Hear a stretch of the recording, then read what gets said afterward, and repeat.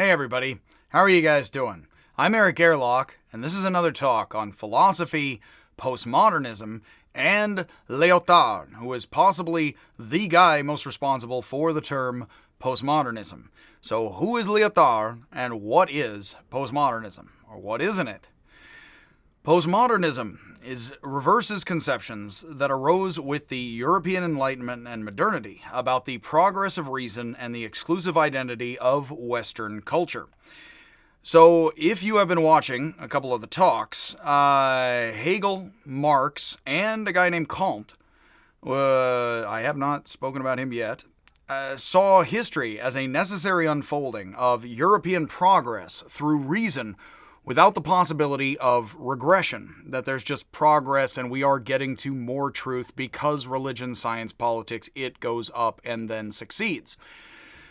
The accelerating development of science and technology, which originally supported exclusive understandings of Western identity, Christian and Christendom, regardless of other Christians at first, and then increasingly speaking as white, and then as, after World War II and Auschwitz, the West, is also undermining the distinction via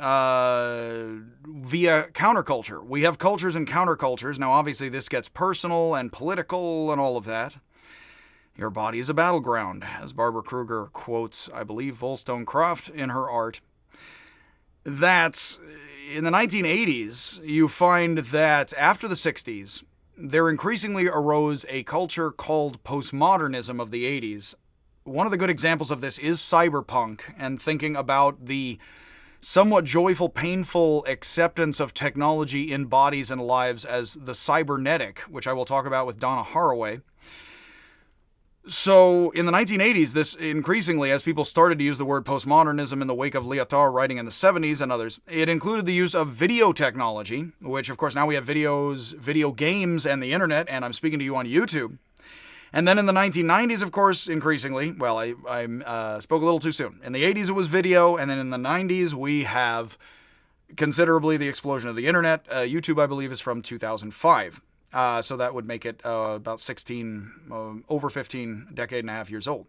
The Bay Area, one of the more diverse places in America, and I live out here in the East Bay, which is one of the more diverse spots, as is Brooklyn and Queens, I believe, over on the East, is that the Bay, where I am teaching this class, is a major center of fusion of cultures as well as the internet innovation. And while there are countless interesting examples of postmodern art, particularly as I learned to talk, architecture and literature, we're going to focus on the major influential postmodern philosophers and their core ideas, starting with Lyotard. So Jean-Francois Lyotard, who lived from 1924 to 1998, again, actually, the postmodern philosophers we're going to cover die around the year 2000 or afterwards, which is different from the philosophers we have spoken about much. This is pronounced Lyotard. You can say Lyotard, to be a real jerk if you're Anglophonic like me. You don't pronounce the D on the end. Again, it's like Sartre instead of Sartre. He is often mentioned with postmodernism because he was centrally concerned with the impact it was having on thought and culture. He is of the same family. In fact, if Lyotard sounds like leotard with the D on the end, it is. Because he's of the same family as the famous trapeze artist, known for his one-piece gymnastic garb, which was invented for the trapeze artist who was most famous in France, think Cirque du Soleil, of the early 1900s is when the leotard, which is the, of course, many people think of small girls in gymnastic class or what have you, is that one-piece bit, not the anime, is the thing for the trapeze artist, for whom Lyotard's, I believe, great uncle, it's like one of his older family members, is the man on the flying trapeze of the man on the flying trapeze, which people may not sing so much anymore at all, but that was a French song translated into an English song about a leotard who was related to Lyotard. Lyotard actually at one point, I believe actually it's Badiou, in his Pocket Pantheon, he is talking about all the French thinkers who were Maoists in the 60s like him as teenagers, and then now many of them are dead. And he's talking about these post-Maoist, post-Marxist, postmodern, many of them, thinkers like himself. Badiou does not consider himself a postmodernist. He does believe more in objective-ish truth, but he does as a Marxist, I believe, social-oriented, psychology-minded guy. Lyotard, he mentions in there, he's like, if you go to the one town where Lyotard and I are from and our families, you'll find the graveyard is divided between the Badius and the Lyotards, and our family have this sort of Hatfield and McCoy kind of feud from back in the day, he actually says, in like the French graveyard in the village town, because those are old French families, essentially, like the Badius and the Lyotards. So Lyotard himself taught in Algeria, Brazil, and California. He taught in Southern California in the UC system, I believe. I believe it's Riverside, I believe. If not Irvine, I believe it's Riverside. And he settled, finally, in Paris in 1968. That would be a very good year to settle in Paris and or Berkeley Town. The year of the New Left student protests in Paris. 68-69 was, of course, some of the hottest years of the 60s. An event that had a major impact on all four of the French postmodernists we're going to study. I'm going to do a short video on Donna Haraway, who's an American postmodernist and feminist thinker. Lyotard was a post-Marxist socialist who was critical of the Soviet Union and Stalin, as well as capitalistic practices like heck. Like other postmodernists, Lyotard argues there will be no grand revolution that paves the way to utopia. We just talked about Foucault versus Wilhelm Reich. So the best political strategy for progressives is to offer alternatives to the dominant culture and system that do not seek to become dominant. Think about counterculture. Think about how the right wing sort of fears that the left wing is trying to become dominant and now we're all going to be enforceably gay. Have you gone past the gay police today? And yet, really what is, and this may not be spoken out loud so much, or you may not realize on the left or the right what's going on, really, the left wing is just trying to create pockets of alternative and not make any of those dominant, and that would be the way of making things more or less dominant, So actually enforceably saying everybody has to believe the same thing about homosexuality is not actually nearly as powerful as just creating pockets of different thinking about homosexuality, is basically an example of what that would be. Unlike Saussure and Lacan, Lyotard was critical of the idea that thought is structured as a language. So am I. Actually, that's very Wittgenstein, and I believe Lyotard is into Wittgenstein. So like Wittgenstein, Lyotard argued that our thinking is very much structured by and often incorporates language, but that our mind can perceive reality in various complex ways that do not have an underlying consistent structure like language or grammar. I also believe in that.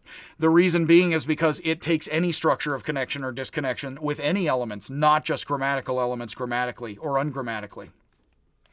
So this is very notable in dreams, Lyotard says, which not only show us the power of mind to create worlds of experience, but also the fragmented and discontinuous manner of thought and reason.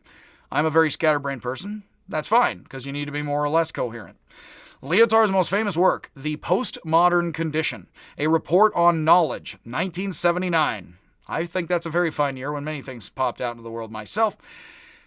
This is regarded as one of the central works of postmodernism. Some call it the postmodern Bible. It is one of the most famous works, if not the work, that announces postmodernism in the title, and thus it is considered the seminal, if not one of the seminal works, bringing postmodernism into the world in the fore of culture.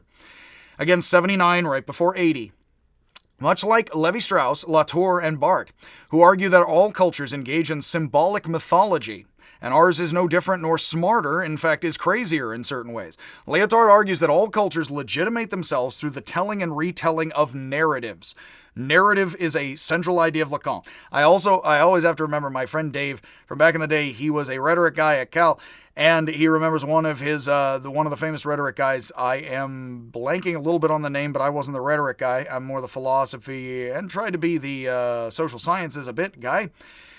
But he recalls that he was questioning, well, why is this a narrative? What about like this or that or that? And the professor, who was very famous, and I, again, don't recall the name, maybe that's best, was like, well, isn't this a narrative? And what about this being a narrative? And isn't that a narrative? And he's like, oh, God, no. And he tells that story all the time. And I love it. Is that everything is sort of a narrative, which unfortunately that could actually be anti-Wittgenstein, anti-Lyotard, because if everything's a narrative, that actually makes it sound like things are linguistically structured by stories at base. But if we understand that narratives and stories aren't just linguistically structured, or structured by things, emotions, all of these things interconnected with words and verbal practices, that narratives and stories give cultures purpose and meaning. Ours is no different, or anyone's. At a time when computer technology was just beginning to bring vast changes to communication, which you can see all over the place now, and he didn't know about entirely.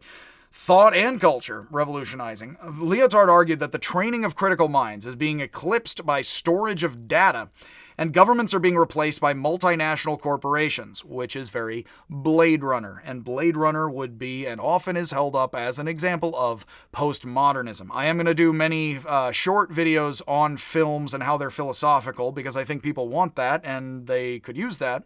And art is often good examples of philosophical concepts.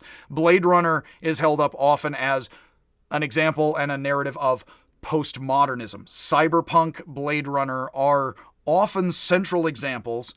Shadow, I was just online, I saw somebody named Shadow, what is the name of that? The Cyberpunk role-playing game from back in the day. So it's Shadow, dang it. I am completely blanking on that as well, and I just remembered it. There are a lot of things where cybernetic back and forth and mixing hybridity, lots of different stuff. Cybernetics is human mixed with machine, lots of mixing and matching, and against essentialism, mixing and matching and swapping out, modding parts, and everything being multivalent and moddy. That is very postmodern and is very cyberpunk, is very android kind of, what is the android, what is the person, who's the real monster, what's the machine and the person. So at the time that all of this is increasingly happening, and governments replaced by multinational corporations a la Blade Runner, I like the Borderlands universe, and that is very, corporations are now the governments, which means they can blow up moons with their miners and families on them if they feel like it. Goodbye, pumpkin. Dick. All of these must be legitimated by a narrative, and so the story of the European Enlightenment and the Age of Reason, separating the West from the rest, meaning that when white people got money and power, they became logical, unlike all the rest of humanity. This is very Nietzschean thought again, very much like Foucault. This becomes central, for better or worse, to the meaning of our lives, and thus becomes a super story in white people, Western culture lives, known as a meta-narrative. The heroic West, it is said, and West is a word increasingly used after Auschwitz to refer to European Christendom as then white people, as then West nicely, and include-ish Jews and not. Right now there have been stories in the media about anti-Semitism and anti-Asian hate rising and getting confused and twisted around in forms.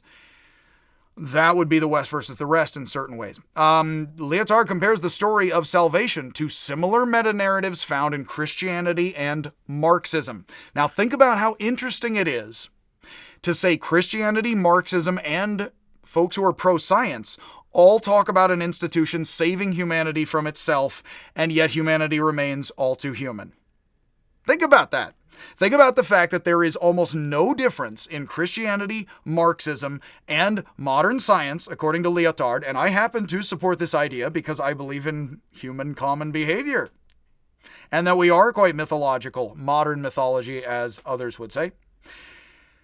That we tell ourselves that science makes us logical because that's what we want to hear, and because we have more power and money. It does not actually make us logical in behavior in any way the social sciences can name. I mean that they don't say the Amazonians are irrational, illogical people. They actually take laptops to the African remote tribes and Amazonians and show and prove that they are rational in anthropology today. They use laptops to do this. I am not the expert on that. That is if you read Don't Sleep, There Are Snakes, they take laptops to the Amazonians who do not have math, are illiterate, and they use those things to establish an anthropology according to modern techniques and methods and understandings that these people are not genetically bottlenecked and they are full, logical, rational human beings. So they can talk to each other and argue and strategize. Without math, without numbers, without literacy. And that's the same brain we had for 200,000 years old. So what we're doing is Europe was very much saying we're the Catholic Church. Think German thought moving to French thought. We're the Catholic Church, therefore we're superior and different, and we're moral. Okay, now we're Protestantism, now we're superior and different. Okay, now we're secular science and democracy, now we're superior and different. All of these times, it is a pile of all too human beings who don't know entirely what they're talking about and are wishing for the best. If you accept that, there's obviously ways you could lean more or against this, more towards or against this idea. But I have found overall, even folks who do not like these ideas entirely do have to nod and say, yeah, no, that is decently true. And so it is a good way of setting us towards the ideas whether or not we are completely convinced of them. Without, and this is very Deleuze is going to come next, the truth is repetition. Where did you learn all your words of English? Did you make them up? Without the faithful retelling and circulation of the meta-narrative of the West being separate from the rest, moderns, at least white moderns or European-ish or us around here, whether or not you're white, moderns, as Latour would say, would have little idea what their culture means. We have to tell people that our politics and our science makes us superior, because otherwise we wouldn't know it at all, is what Latour is actually... Just like Catholics don't actually know how they're moral compared to Protestants or Buddhists, so they have to keep saying it. That's what Latour is saying. Think about the world, think about modern science and how it's used for war and secondary agriculture, as I always joke, like the novel Gun with Occasional Music.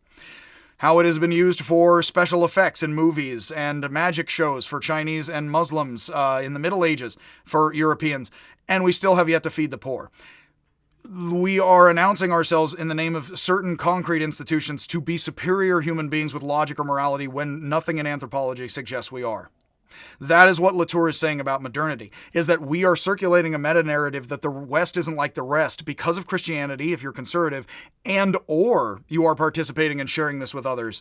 Science and the modern nation state, law and politics makes our culture and the West, which is a nice way of saying white, and Christendom, according to the white and the Christians, and even they're not the only ones who refer to themselves as white or Christian, but according to the folks you and I know refer to themselves as white, Christian, Protestant, etc., this is the West versus the rest, and unless we circulate that narrative, we do not justify this money and power in ways we understand. Because that's the understanding of it. For, better, and worse. Not as an evil conspiracy. Not as an evil conspiracy that's simply wrong, but the best interpretation according to holding on in a burrowing mammal we have available. Which is why I discourage my students from, after Nietzsche and this stuff, simply signing on to the objectivity of science, because that does not make or break you believing in vaccines, and I highly suggest you believe in and practice vaccination. It simply does, it has to do with awareness of the state of the world, and that Sumer knew what science or scientia was, even though they didn't have the Latin of the Catholic Church, which is where scientia, the word, very much comes from. Aristotle didn't have that word. That we have a lot of scientia, money, and power, and thus we say this empire is different. And it is. Sort of. It is also all too human. That is why I love teaching people Nietzsche and Lyotard. I do believe that this doesn't simply liberate, as we just had with Foucault, but it does show you the lay of the land and the terrain much better. This is why I think there are many English science teachers, everyone who tell people, no, there is simple objectivity in these institutions. I have to push the Nietzsche. It's all too human, historical, and psychological, as my teacher Sloga would say. So unfortunately, Lyotard argues, the meta-narrative was unmasked by many, for many, by the horrors of World War II. I keep saying post-Auschwitz. Particularly the highly mechanized genocide at Auschwitz. Treblinka, Gesundheit, Treblinka, there were no beds to sleep in. They actually ended up in Treblinka, which many people have not heard of, but I have, unfortunately. I've never been there. I have been to Auschwitz. Is that Treblinka, there were no beds, there were only beds for the guards. They ended up, on average, killing several thousand people a day, on average, overall. Not sure, give or take, but yeah. And that was possibly the biggest death factory. Auschwitz is more famous. Treblinka is possibly the most death factory thing ever created, although I'm not going to sit here and pick and choose and create a top 10 list. But Treblinka, yeah, is that science liberating us? No, it's science maintaining the same. It's science is all too human. It's good and bad science, because that's people. So it spawned all of this. Think 50s, 40s, to the Korea. There was World War II, fight the Nazis, hooray. Korean War, I'm not really sure about this. Vietnam, no way, man. The 40s rolling into the 50s, rolling into the 60s, was for this town where I am, my parents and other people, was a continuous countercultural attack on the meta-narrative of the rational in the West. And in fact, my folks are definitely folks who believe plenty in science, and it is a special new sort of thing, and taught me that very much, but also that we're all too human and we're all very tribal. So if you agree with all of that plenty, there isn't a lot here you could completely disagree with if you understand these are all imperfect human practices, pragmatically speaking. I do believe that it is better as a non-science person to say that science-minded people should be more pragmatic, but then again, that's me judging others, and so I will return to the lecture. I do teach all kinds of majors, and I do believe in teaching philosophy such that it is accessible to all majors, and I do believe this helps others be science folks and then go on to live responsible lives with and without, as they like, science or not. I do believe in that. And no, I don't have conspiracy theories about vaccines to share with you because I don't have them. and do not entertain them. And again, I do not like people thinking science is good monolithically or science is bad as a conspiracy theory. Listen to my rants on Nietzsche. Science is not good or bad, it is human, and it is both. That is, again, that's religion, that was everything. The whole time having ladders and Notre Dame and practices and engineers. For the Egyptians, the Catholic Church, and us now, and corporations. Multinational Blade Runner corporations who have no reason to share everything objectively and all the trade secrets with everyone, and possibly never will reach that age, as our species. So all of this is questioning the simple narrative of progress. Notice modernity is very much the bad side of modernity is Dickensian London, cough, cough, please sir, can I have some more gruel as an orphan, in the death machine orphanages, etc. Modernity is just the march of progress for better or worse. Existentialism is kind of into how the death march of progress is evil, but postmodernism very playfully, well, you're cybernetic, I don't know. There really is no way of escaping the machine entirely, but at the same time, simply agreeing the machine is objective and right is very foolish. So think about cyberpunk people understanding science is in the hands of corporations. It's more of a positive-negative take on science in the world, and even religion and spirituality. The 60s are not so much a pro or anti-religion time, as much as a time of experimenting with different religions, as I back in the day saw a white guy or two with a full Indian headdress and no shirt on in the Haight-Ashbury. It's like, well, much love, but nope. But with all of that, of course, it's more of a time of free expression, counterculture, pockets of diversity. Again, create pockets of diversity and you do not have to replace the meta-narrative with another grand meta-narrative. That is the overall arching idea and feeling behind Lyotard's thought. Not constructed entirely as linguistically. You got to feel it out and interpret it. So, counterculturals have begun in the 40s, 50s, and 60s. Beatniks, hippies, etc. Fluxus art, all of this. Wondering aloud if the story of progress is merely a mask for brutality, as Rousseau famously said of fancy French balls and aristocrats, and whether the West is merely like the rest, wallowing in ignorance and authoritarianism. Not that I can convince anyone of that today, on either side of the aisle.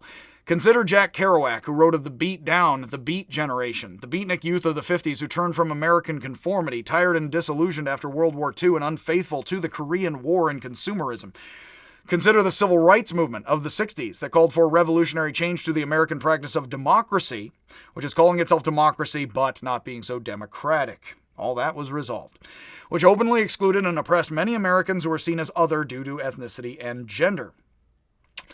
I have a great meme somebody made of Lyotard at a lectern, and he is saying dissensus, not consensus, is the real end of discourse. That would mean disagreement, not agreement, is the real point of talking to anybody.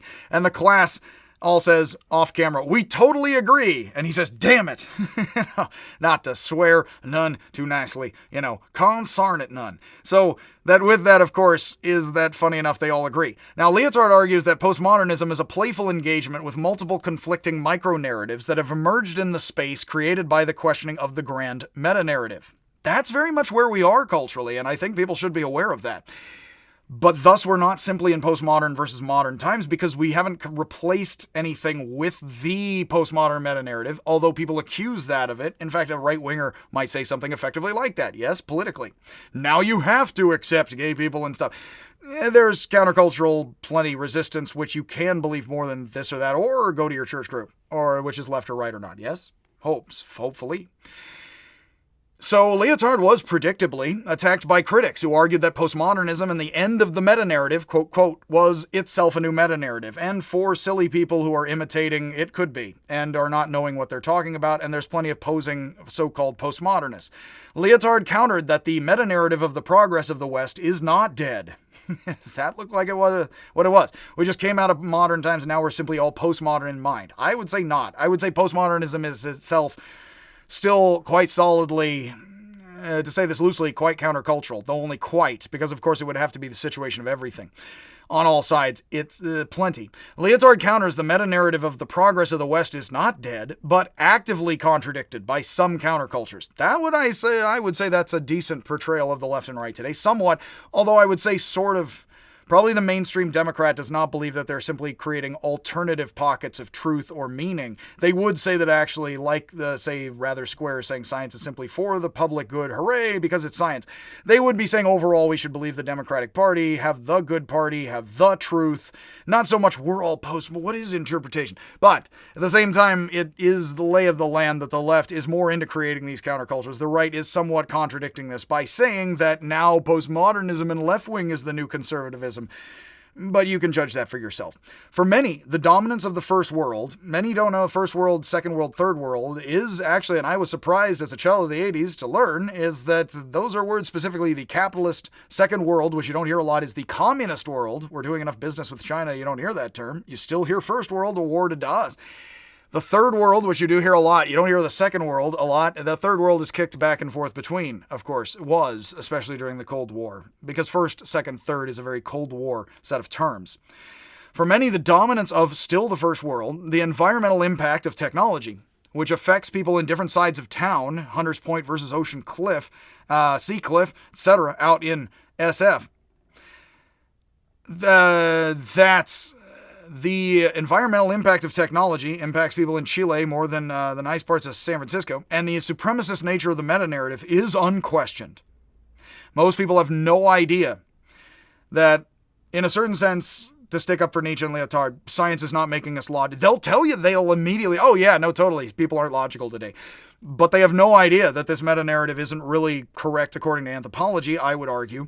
So either out of ignorance or Hegel says the largest tribe of academics is the parrots, and they will always be the largest tribe. Parrots come, and parrot jokes of saying something bawdy out of turn, which you may have heard, are originally from India. And then actually the Islamic world and different kinds of pirates and stuff had parrots on their shoulders. You've seen some of this haphazardly with Johnny Depp, I think, in like the third movie of like the pirate people. But then it's then the parrot squawking, and lots of parrots come from India and that part of the world, Malaysia, etc. And yeah, like that they're the squawky parrot joke, and parrots can imitate any language, whether or not they understand, whatever the heck they're doing. And I'm not the expert on that. I think parrots can somewhat, plenty understand some words, sort of. But again, obviously they with bird behavior, etc. The Lyotard says, essentially, we're always, you would mainly have, of course, mostly people parrot whatever the institutions are. Science is true, religion is true, politics is true, law is somewhat. Then they all know that it's all human, all too human, but they just idealize and continue to parrot the narrative. Parrot the narrative, I think, has to be a part of the title here. Our obsession with precision limits the scope of our vision. Lyotard argues, think about how people believe in the precision of science, and we do not know how much we're making helicopters. No one does. In America, let alone the world. But we're so precise in certain things. Water in Flint, Michigan? No.